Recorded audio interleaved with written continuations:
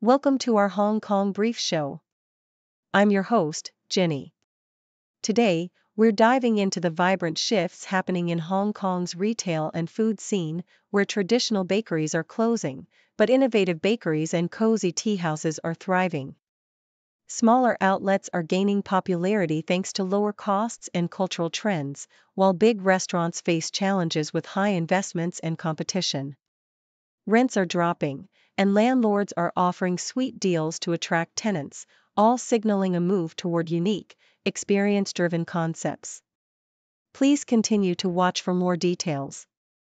Next up, a quick update on Hong Kong's sports scene. Initially, the city's teams were blocked from competing in the upcoming national games, but after some discussions, the rules have been relaxed. Now, more teams, including basketball and volleyball, can participate, opening the door for greater representation and excitement. It's a win for local athletes and fans alike, showing how flexibility can bring more glory to Hong Kong's sporting spirit. Stay with us for the latest. And finally, we celebrate the passionate fans of Liverpool FC, claiming a staggering 1.2 million supporters in Hong Kong. From legendary encounters to charity work, Liverpool's community here is alive and kicking. Their dedication goes beyond just watching games. It's about building a strong, loyal fan base that keeps the red spirit burning bright across the city. Thanks for tuning in. Please continue to watch for more detailed stories. South China Morning Post vividly captures the dynamic transformation of Hong Kong's culinary landscape, highlighting a shift from traditional establishments like Taipan Bread and Cakes, which recently closed after decades of operation, to innovative, experience-driven eateries such as Bakehouse. While the old guard struggled with debt and stagnation, newer brands thrived by offering novel experiences, unique products, and quality that online platforms could not replicate. This trend is further exemplified by the rise of small, affordable bakeries, Korean eateries, and tea houses that cater to local tastes with lower investment costs and quick turnaround times. The city's retail scene is evolving, with landlords offering concessions like rent-free periods and renovation support to attract these fresh concepts, especially as large-scale dining faces challenges from mainland Chinese competitors and changing consumer habits. Despite some perceptions of high rents, property experts reveal that rents are actually decreasing in many areas, and tenants are relocating to cheaper, larger spaces, demonstrating resilience and adaptability within Hong Kong's food and retail sectors. South China Morning Post details Hong Kong's recent U-turn regarding participation in the upcoming national games, illustrating the city's ongoing efforts to support its athletes amid bureaucratic hurdles. Initially, strict criteria limited the number of teams that could compete, with only those finishing in the top 8 at recent Olympics or Asian Games qualifying. However, after intervention by lawmaker Kenneth Fok Kai Kong and discussions with the government, the rules were relaxed to include teams that participated in the last Olympics or Asian Games, significantly expanding Hong Kong's representation.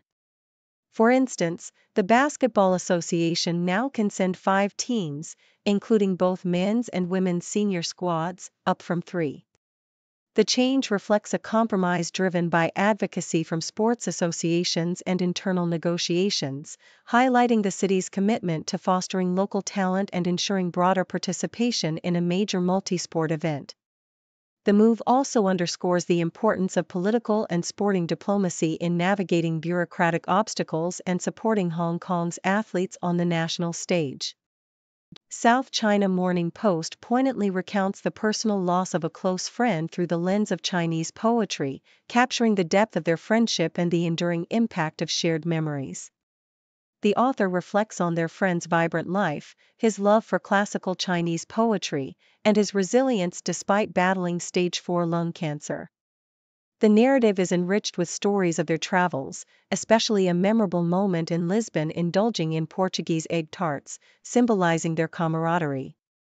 The tribute culminates with a poignant recounting of Wang Bo's tragic life, an accomplished poet who died young, drowning during a journey at just 28. the famous lines from Wang Bo's poem, emphasizing the closeness of friendship despite physical distance, encapsulate the author's feelings of loss and gratitude. The piece eloquently celebrates a life well lived, emphasizing the profound bonds of friendship and the enduring power of poetry to express love, loss, and remembrance.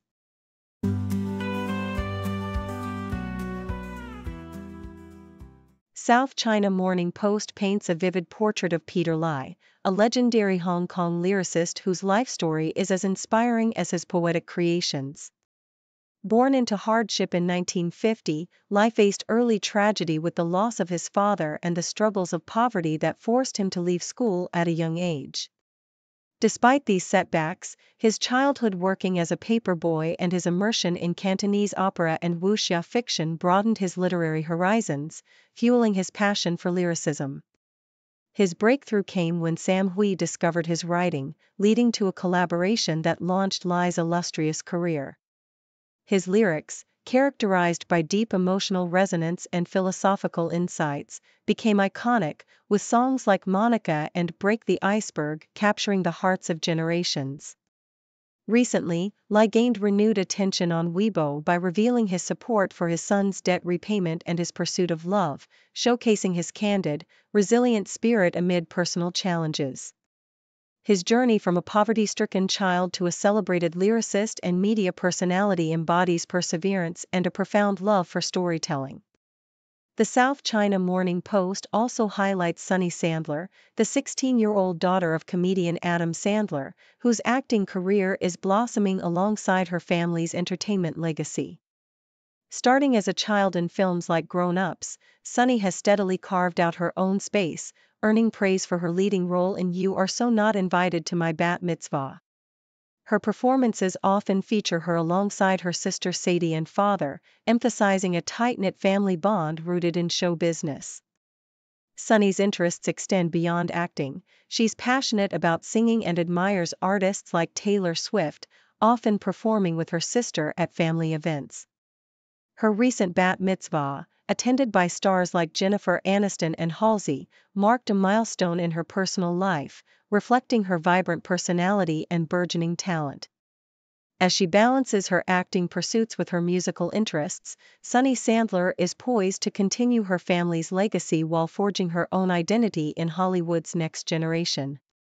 Meanwhile, South China Morning Post reports on the commendable progress of Hong Kong's public healthcare system as the outgoing hospital authority chief, Dr. Tony Ko, reflects on his tenure. Amidst turbulent times marked by anti-government protests and the COVID-19 pandemic, Ko emphasizes that the system has stabilized and improved across financial, personnel, and infrastructural dimensions. He notes a significant increase in healthcare manpower, including overseas-trained doctors and nurses, and highlights strategic measures like expanding hospital capacity and establishing command centers to handle seasonal surges such as winter flu. Despite initial trust issues and the immense pressure of pandemic management, Ko expresses pride in the unity and resilience of healthcare workers and the community.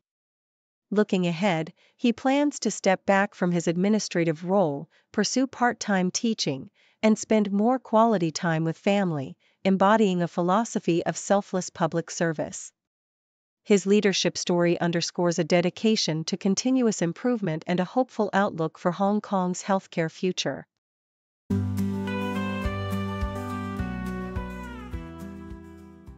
South China Morning Post reports that Liverpool FC boasts a staggering 1.2 million fans in Hong Kong, a vibrant community that has been passionately supporting the team for years.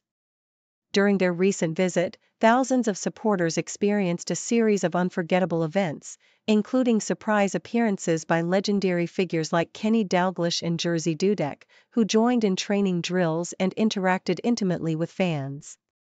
The club's presence in Hong Kong dates back to at least 2003, with dedicated supporters traveling to Istanbul in 2005 to witness Liverpool's historic Champions League victory, despite the challenges of unofficial ticket channels and uncertain legitimacy.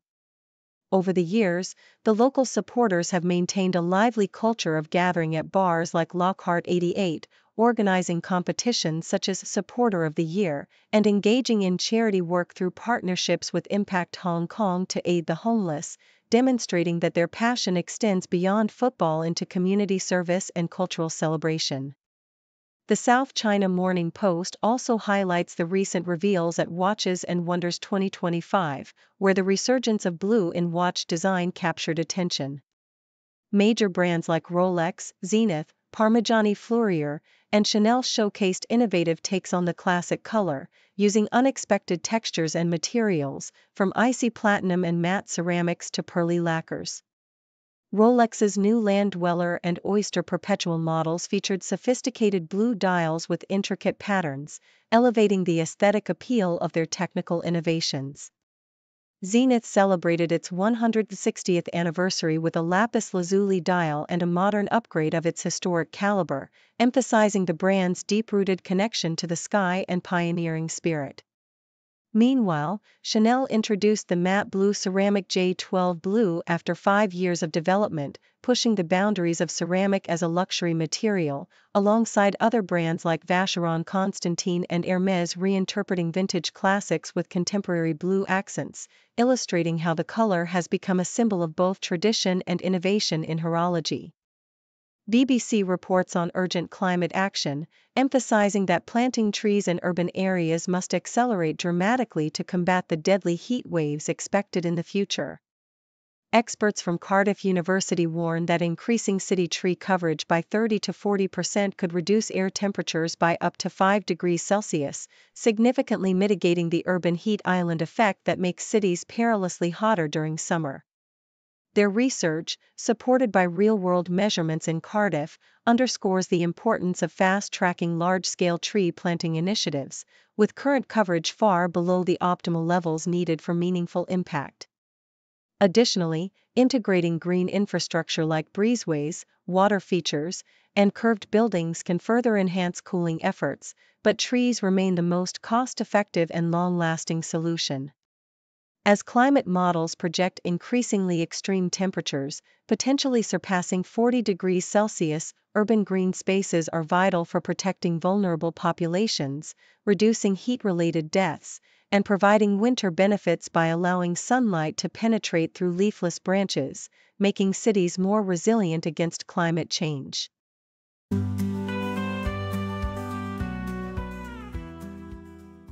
The South China Morning Post offers a vivid portrait of Yelena Yemchuk, a Ukrainian-American artist whose life story is as compelling as her work.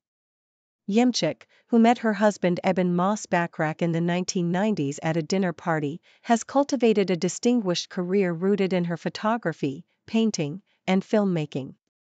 Her art, often infused with her Ukrainian heritage, explores themes of memory, identity, and cultural roots, as seen in her acclaimed Odessa series capturing Ukrainian life amidst war, and her photo book inspired by childhood memories of Kyiv's Gildero Park.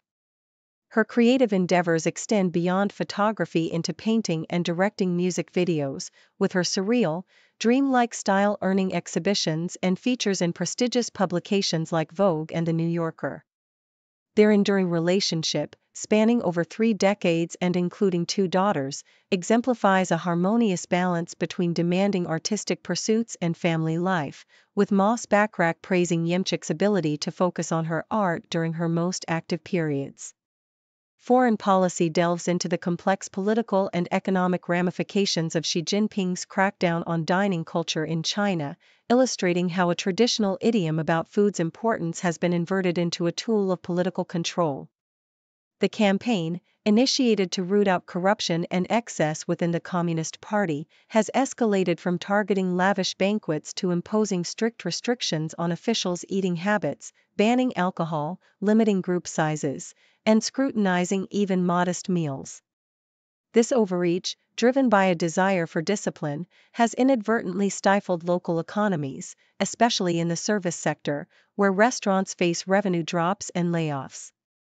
The campaign exposes a deeper conflict, the tension between the need for a disciplined bureaucracy and the desire to foster vibrant consumption and economic growth. As local officials overcompensate out of fear, the economy suffers, revealing how political rigidity hampers China's broader reform ambitions and economic vitality. The Independent discusses Liverpool's recent transfer activity, focusing on the potential implications of new signing Hugo Ekitike's versatility for the club's attacking options. Ekitike, who has expressed a desire to be a multifunctional forward, could threaten Luis Diaz's position, especially as Bayern Munich shows renewed interest in the Colombian winger amid ongoing negotiations. Liverpool's reluctance to sell Diaz, combined with Ekitike's adaptability and the club's significant summer spending, suggests a competitive environment for attacking roles. Ekitike's comments about his all-around game highlight his readiness to adapt and contribute in multiple offensive roles, aligning with Liverpool's strategic ambitions to strengthen their squad. As the season approaches, the evolving dynamics among Liverpool's forwards underscore the club's intent to build a flexible, high-quality attack capable of competing at the highest level, even as internal competition intensifies.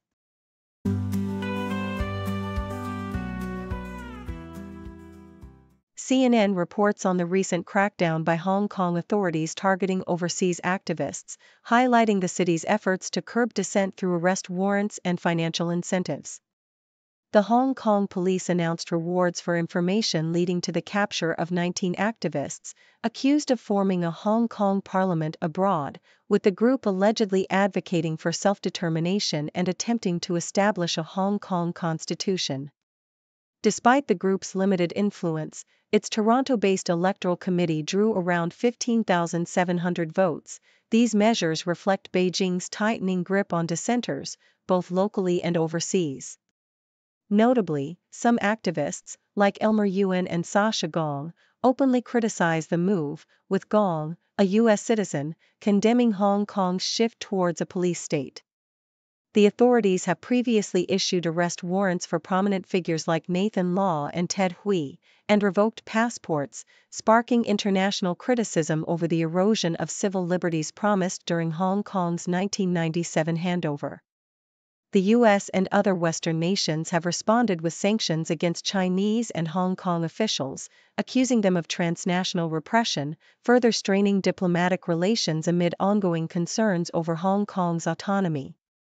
The South China Morning Post details a tragic incident involving a 17-year-old Hong Kong boy arrested on suspicion of drug trafficking after his 16-year-old friend died from suspected drug overdose. The friend was found unconscious at home in Heng Fahn, with police discovering cannabis, liquid methamphetamine, and related paraphernalia during their investigation. The suspect, who visited his friend's residence shortly before the incident, was detained on Friday evening. Authorities also revealed that the deceased had wounds suggestive of self-harm, and drugs like space oil were found at the scene. This case underscores the ongoing drug crisis among Hong Kong youth, with authorities emphasizing the dangers of illicit substances. The incident follows a similar case where a teenager was found unconscious and later died, raising concerns about youth safety and the prevalence of drug abuse in the city. The report paints a somber picture of the challenges Hong Kong faces in safeguarding its young population amid social and health issues. Thank you for tuning in. The content above showcases the latest briefing reports and analytical synopses, thoughtfully curated by the 6Do team. These insights stem from a wide array of reputable media outlets, think tanks, government sources, and specialized experts worldwide. We encourage you to explore these sources for a comprehensive perspective. Keep in mind that while the content may not always align with the official standpoint of 6Do Brief, it's not meant to be taken as absolute directives for decision-making. Comprising seasoned media professionals, learned scholars, and accomplished scientists, the 6Do team embodies a trailblazing, fully independent media entity. To customize 6Do Brief to meet your professional needs, you have the option to subscribe to a diverse array of briefings on our website, 6dobrief.com. Regardless of your location, you can conveniently receive 6Do Brief via email. Turn the lights on screen. What's the latest scene? Just you and me, laugh and disagree.